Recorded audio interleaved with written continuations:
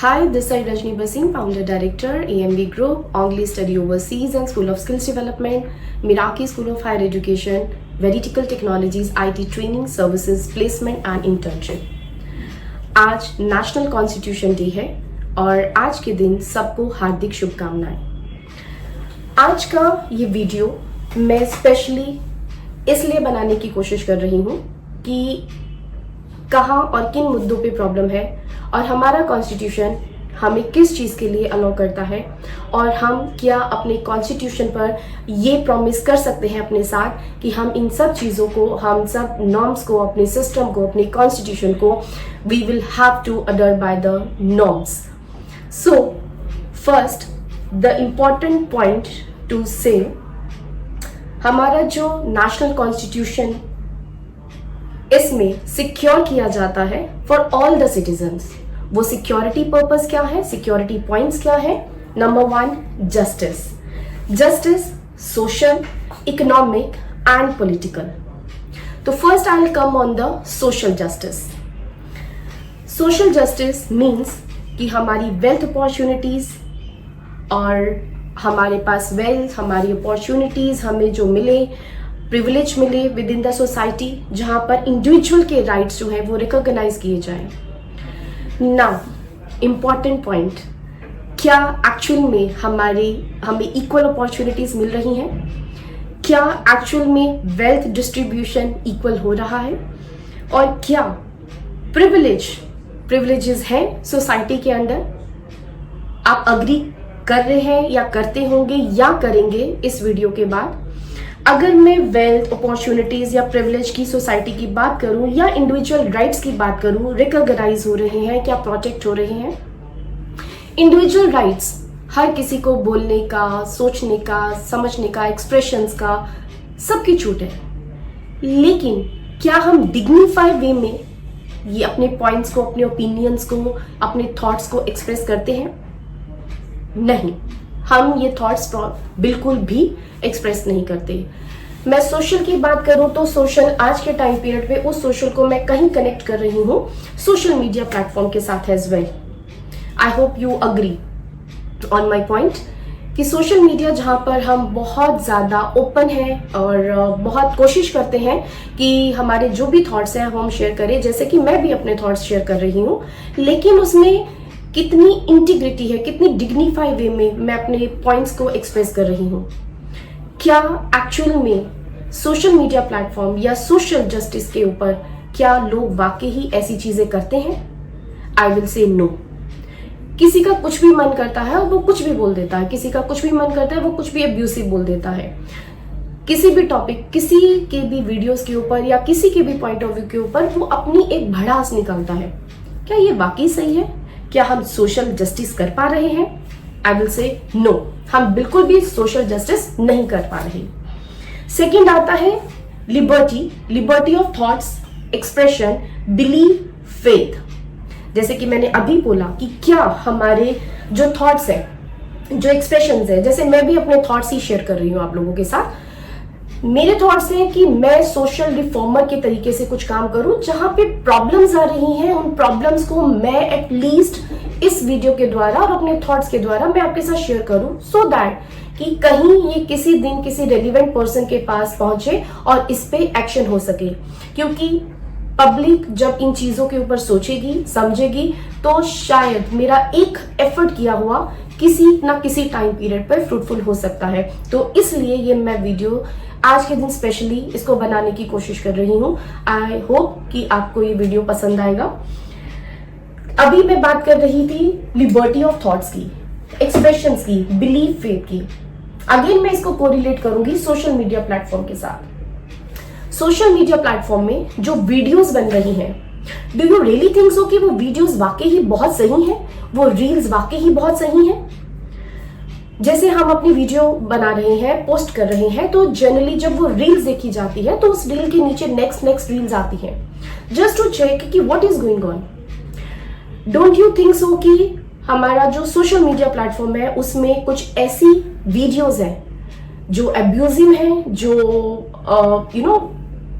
Should I से जो porn videos हैं या वो वीडियोस हैं जहां पर रिलेशंस को इंपॉर्टेंस नहीं दी जा रही है। इंपॉर्टेंस जो रिलेशन की इंपॉर्टेंस है उसमें वल्गैरिटी है।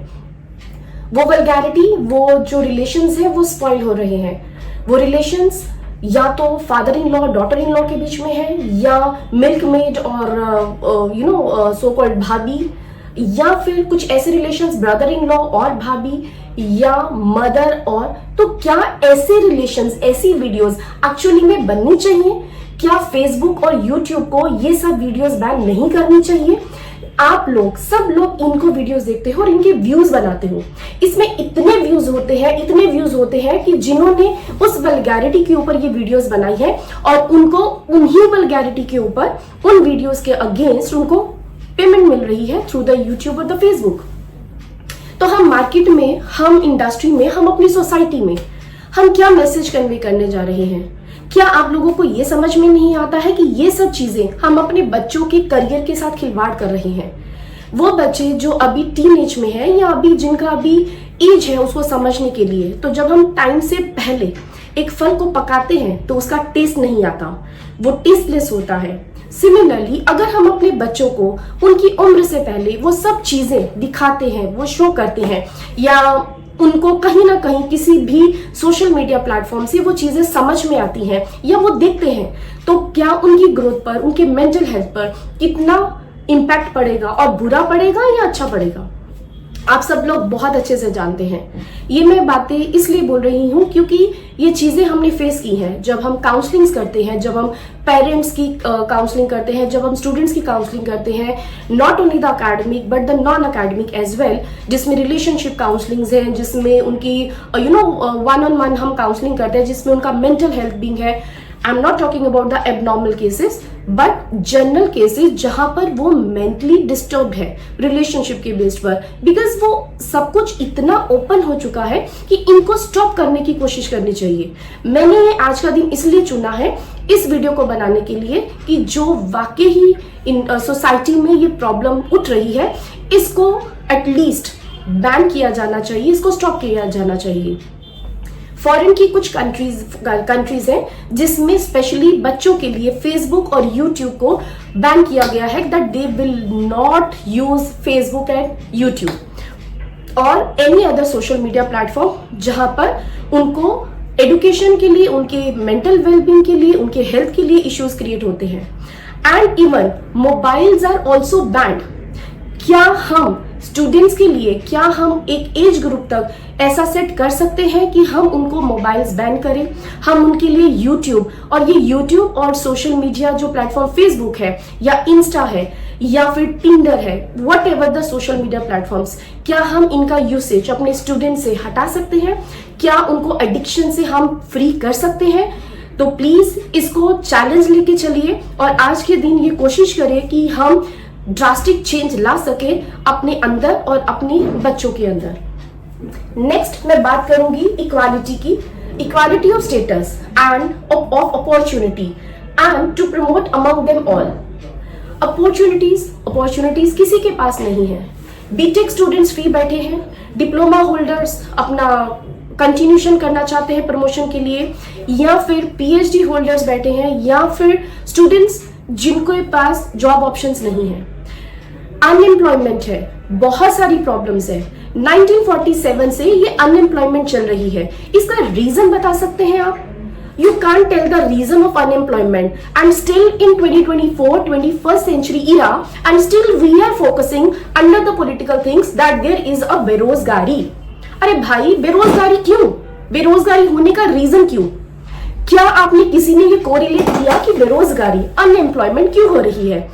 हमारा एजुकेशन सिस्टम इतना डिटीरियोरेट हो चुका है जहां पर वन सिटिंग, बैकडेट्स और सपोर्ट में चीजें चाहिए। क्यों सपोर्ट में चीजें चाहिए? क्यों बैकडेट चीजें चाहिए? मैंने बैकडेट के ऊपर भी वीडियो बनाई है। और क्यों आपको वो डिग्रीज चाहिए जो डिग्रीज के लिए शायद आप नहीं बने? वो डिग्रीज क्यों चाहिए? नाउ द पॉइंट इज कि क्या हम ये जो अनएम्प्लॉयमेंट का कॉन्सेप्ट, जो क्वेश्चन मार्क इतना पॉलिटिकल फंडास के ऊपर डाल रहे हैं, मैं उन सबसे पूछती हूँ, पॉलिटिकल बंदों से भी, एडुकेशनिस्ट से भी, प्राइवेट यूनिवर्सिटी के बंदों से भी, यूजीसी के चेयरपर्सन से भी और सीबीएसई से भी, और उन सब लोगों से जिन्होंने इंस्टीट्यूशन स्टार्ट किए हैं। क्या उनको नहीं लगता है कि वो सिर्फ मार्केट में डिग्रीज बेच रहे हैं? मैं 24 की, 23 की, 22 की लिंक्डइन पर बीटेक के स्टूडेंट्स की डेटा की बात करती हूँ। मैंने ये पहले भी वीडियो में पॉइंट आउट किया था। I am a developer, I am the trainer, not even a single person who to whom I have selected, because उनके अंदर स्किल्स ही नहीं है, उनको पढ़ना ही नहीं है। वो बीसीए कर रहे हैं, या बीटेक कर रहे हैं, या बीबीए कर रहे हैं, या बीसीए कर रहे हैं जस्ट फॉर द फन से। अब तो ऐसा भी टाइम है कि मुझे बी फार्मा करना है या फिर मुझे नर्सिंग करना है, लेकिन मुझे सिर्फ मार्कशीट चाहिए। आप बताइए sorry, now you tell us कि अगर एक नर्सिंग जो नर्स बन रही है, डॉक्टर बन रहा है, अगर वो नर्स ने एक्सपीरियंस किया ही नहीं, तो क्या वो हमारे लिए, क्या हमारी हेल्थ के साथ खिलवाड़ नहीं कर रहे हैं? हम केमिस्ट की शॉप पे जाते हैं, डी फार्मा जिन्होंने कंप्लीट किया है, they are called as a mini doctor. वो जो डॉक्टर्स हैं, जब वो हम एज अ कॉमन पर्सन, जिनके जो डॉक्टर्स के पास नहीं जाते हैं, हम केमिस्ट के पास जाते हैं, छोटी मोटी प्रॉब्लम का इलाज करने के लिए हम मेडिसिन लेते हैं।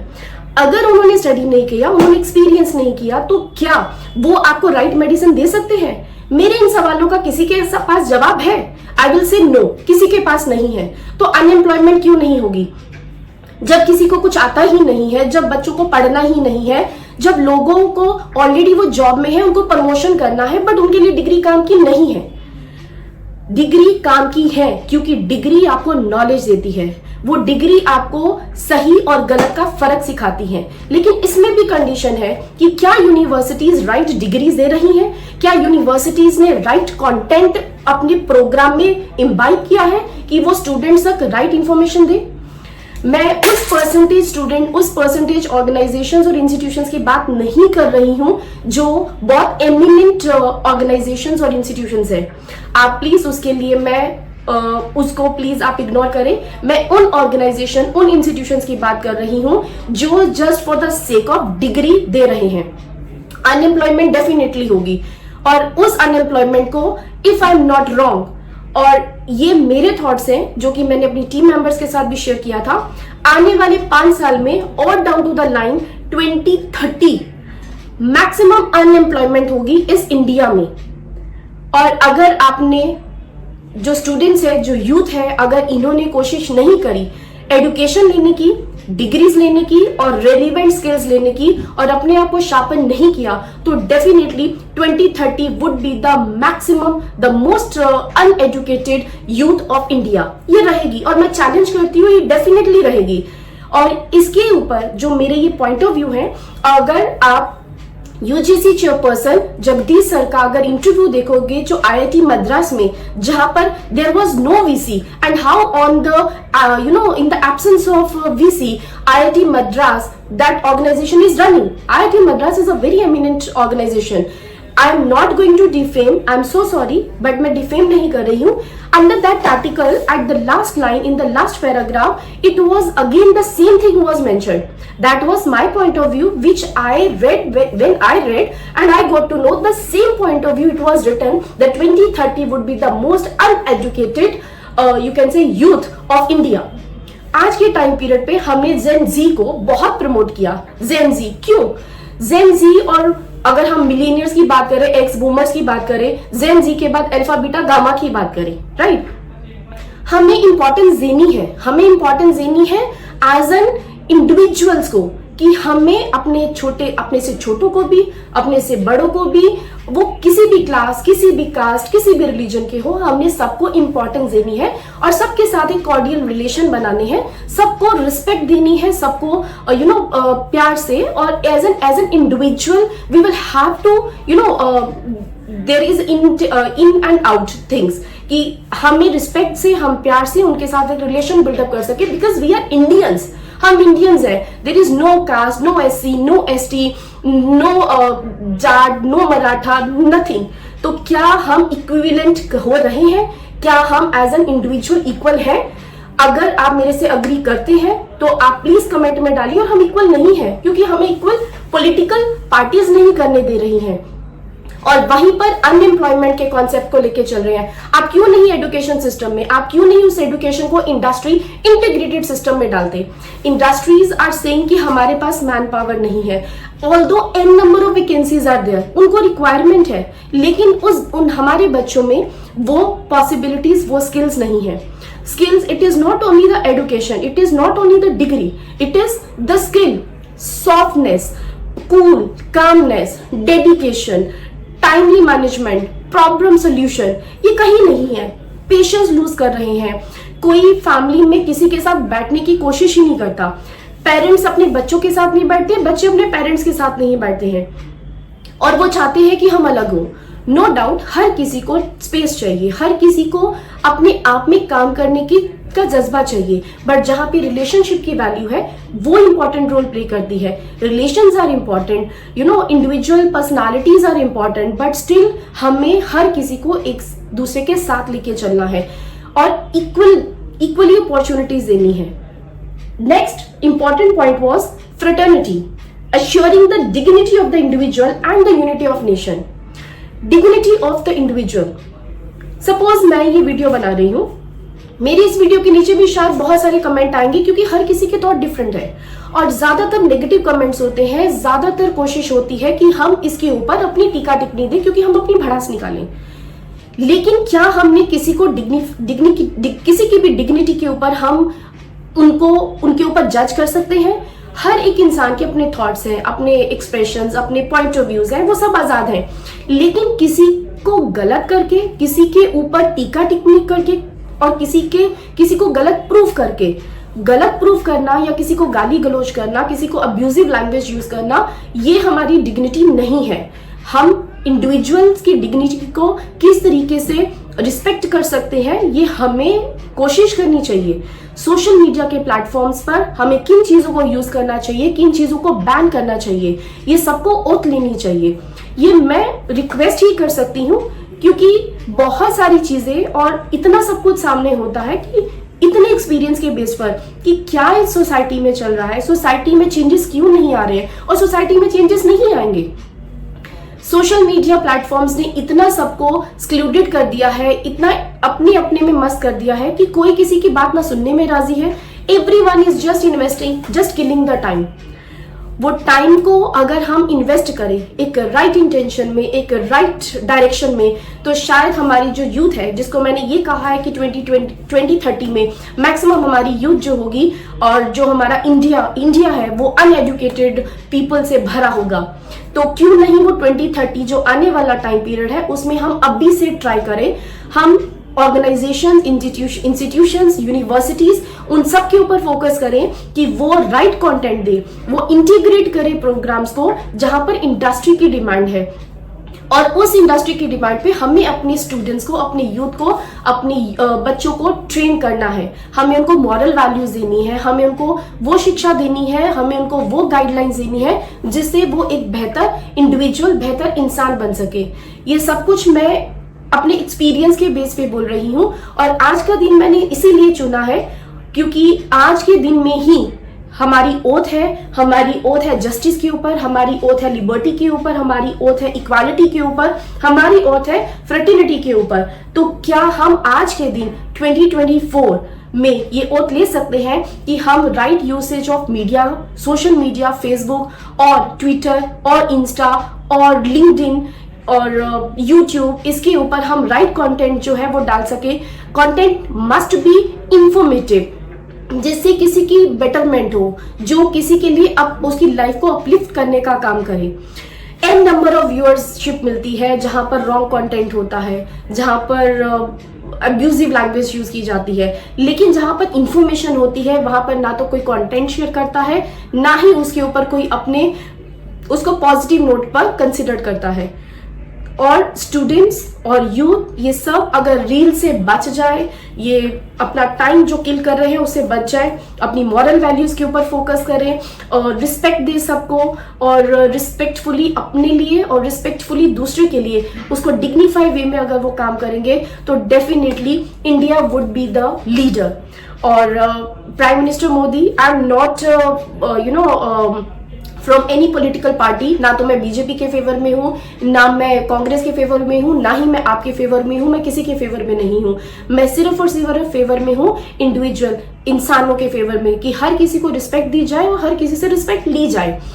लेकिन यहाँ पर मैंने जो प्राइम मिनिस्टर मोदी के लिए जो मैंने नाम लिया है वो इसलिए लिया है कि एटलीस्ट वो पर्सन रिकॉग्नाइज करवा रहे हैं इंडिया को, और अगर उनके एफर्ट्स हो रहे हैं, उनके एफर्ट से जो जनता है उनको कुछ प्रिविलेज मिल रही है, तो क्यों ना वैसे ही अच्छे लोग और आए, पॉलिटिकल भी अच्छे आए। पॉलिटिकल पे भी मैं यहाँ कहना चाहूंगी कि हम चुनते हैं पॉलिटिकल पार्टीज को, वो पॉलिटिकल पार्टीज जो शायद असेंबली में, राज्यसभा में या लोकसभा में एक दूसरे के ऊपर जूते चप्पल फेंकते हैं। क्या वो वाकई ही सही है? क्या हमने राइट लोगों को चूज किया? हमने राइट लोगों को चूज नहीं किया। रीजन बीइंग, जब उनको ही नहीं पता कि उनको उस असेंबली की मर्यादा कैसे रखनी है, उनको किसी को रिस्पेक्ट क्या देनी है, तो वो क्या ओथ लेंगे? वो ओथ नहीं लेंगे जो भी so called different political parties के पर्सन है। आप चाहे तो आप कुछ भी कर सकते हैं, लेकिन मैं जो भी बात कर रही हूँ वो बहुत फैक्ट्स पे बात कर रही हूँ कि जब हम टीवी चैनल्स देखते हैं, जब हम न्यूज चैनल्स ओपन करते हैं, ऑन करते हैं, और उसमें ज्यादातर जो न्यूज आती है वो पॉलिटिकल स्टंट्स की आती है, और उसमें भी जो एक दूसरे को उनका डिग्रेड किया जाता है। यहाँ पर सपोज कांग्रेस की तरफ से कोई प्राइम मिनिस्टर हो, या फिर आज के टाइम पीरियड पे बीजेपी से प्राइम मिनिस्टर है, या शायद आम से, इन फ्यूचर कभी कुछ भी हो सकता है। लेकिन वो जो भी इंसान जिस भी पोजीशन पे हो, जब वो इंडिया को रिप्रेजेंट कर रहे हैं, तो एटलीस्ट इंडियंस को और इंडियन पॉलिटिकल पार्टीज के उन पर्सन को ये समझना चाहिए कि यस, हमें अपने जो हमारे नेशन का एक फेस है, हमें उनकी रिस्पेक्ट कैसे करनी है। जिस दिन वो रिस्पेक्ट करना सीख जाएंगे ना, उस दिन इंडिया की यूथ, इंडिया के लोग, वो भी एक दूसरे की रिस्पेक्ट करना सीख जाएंगे, एक दूसरे को वैल्यू देंगे, एक दूसरे को वेटेज देंगे। और जिस दिन ये सब कुछ सही हो जाता है, एंड यू बिलीव मी, स्वर्ग भी यही होगा, और आप सब एक दूसरे का जब साथ देंगे तो हर किसी को सोल्यूशन मिलेगा। And stop usage of irrelevant things, fake things, जो फेक चीजें सोशल मीडिया के ऊपर पिंग होती है, वो भी अगर आप स्टॉप करते हैं तो डेफिनेटली हर किसी को उसका इक्वल अपॉर्चुनिटी जरूर मिलेगी। यहां पर मैंने फेक की बात करी है, इस फेक के ऊपर भी मैं छोटा सा पॉइंट देना चाहूंगी।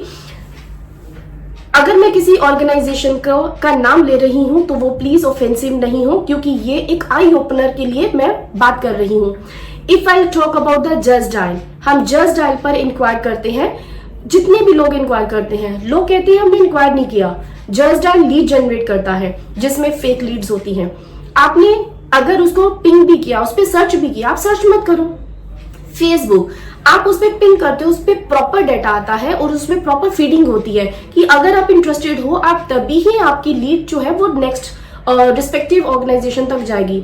लेकिन उस पर भी लोग फेक काम करते हैं, और जनरली जो इंक्वायरी करते हैं, जो कॉल्स करते हैं, वो भी फेक करते हैं। What is a fun to create a fake lead? It means आपके पास इतना टाइम है, इतना सफिशिएंट टाइम है कि आप फेक चीजें काम कर रहे हैं। द होल 24 आवर्स, उसमें से मैक्सिमम हमारा जो वर्किंग आवर्स है दैट इज 6 to 7 आवर्स जिसमें वर्क करते हैं। अगर उसमें भी हम फेक काम करेंगे तो क्या ये जेन्युइनली आपको लगता है कि हम ये जो हमारा कॉन्स्टिट्यूशन है, हम इसको जस्टिफाई कर रहे हैं? सवाल मैंने बहुत किए हैं, जवाब आपको देने हैं, और जवाब तब देंगे जब आप एक्चुअल में एक इंडिविजुअल को रिस्पेक्ट देंगे। पहले आप अपने आप को रिस्पेक्ट देंगे, अपने आप में सॉफ्ट रहेंगे, फिर ही शायद आप इतने कैपेबल हो पाएंगे कि आप दूसरों को रिस्पेक्ट दे सके। तो मेरी रिक्वेस्ट यही है कि रिस्पेक्ट दीजिए, give love and take love. Last but the not least, आज ही के दिन में मैं ये भी कहना चाहूंगी, specially the traffic signals problems.